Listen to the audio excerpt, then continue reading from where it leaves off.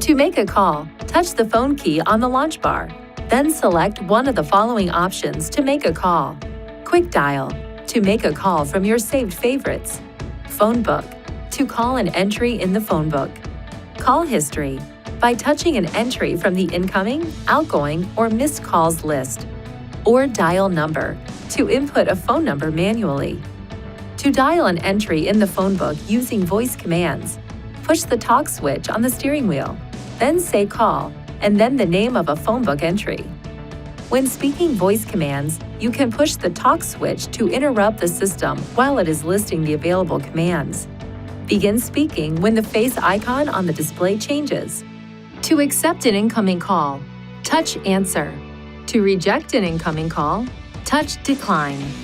While a call is in progress, you can touch the Use Handset key to switch the phone call to the handset for privacy, or touch the Mute key to mute or unmute the microphone. To end a call, touch the Hang Up key.